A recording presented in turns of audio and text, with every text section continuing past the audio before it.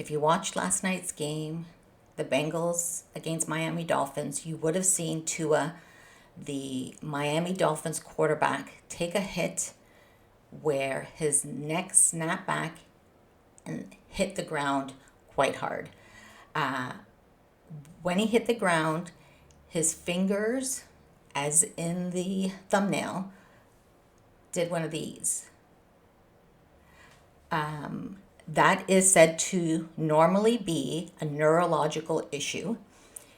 The big controversy is that last Sunday, so only 4 days ago, 4 days before Thursday night's game, Tua had also had a hit where he hit his head to the ground and came up wobbling, did not have good balance, walked a few steps, then was almost falling to the ground where players had to, help him up. Those kind of gross motor activities where he was struggling shows signs of concussion. Now, he was limited in this game.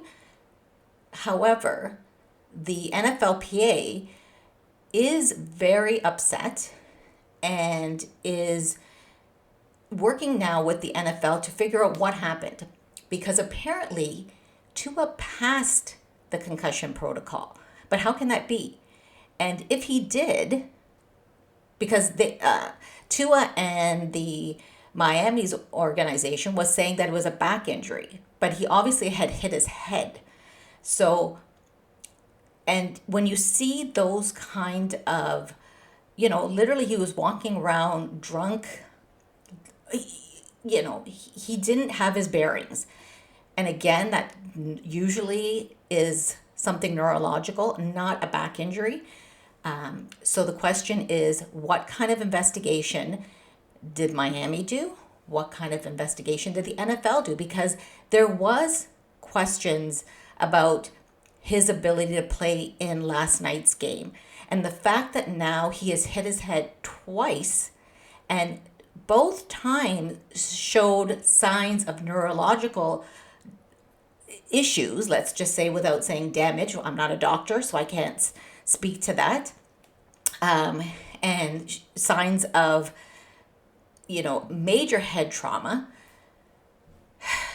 How did this happen? How did the NFL allow Miami to play Tua, even at a limited capacity, when they had not determined why he was wobbling and not able to stand upright in last Sunday's game? The NFL, in my opinion, and again, I'm not a doctor, may have allowed severe and permanent injury to Tua. This is supposed to be the era of player safety. To me, this is not player safety. I'm upset that an organization, I get it, they had been undefeated and the only team undefeated. Miami did not do well last year, so this year it's like, great, we're undefeated. Things are working well with Tua. But you can't put an individual's health and safety over winning a game. I'm sorry. I'm a huge football fan. I know there's risk to the sport. But when it comes to head injury, and yes, playing football for many years puts you at a higher risk. And players know that going in. That's why they're paid, the millions of dollars. However, as an organization, the NFL and the actual team organization need to understand that none of this is worth more than his and any player's mental health, physical health. The NFL needs to do better. I'm looking forward to seeing what probe is done, what investigation, and what the outcome is. How is it that he passed the concussion protocol, but it was not, as far as I know, never determined why he was walking funny after Sunday's hit? And after this hit, he did leave the hospital. He has movement. He went back with his team to Miami.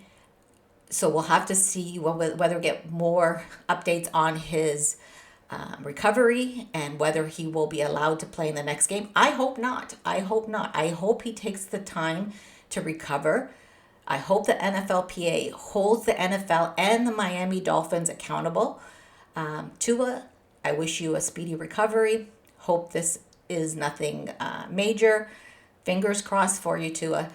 Subscribe to Rovis Rants, hit the like button, and we'll see you soon.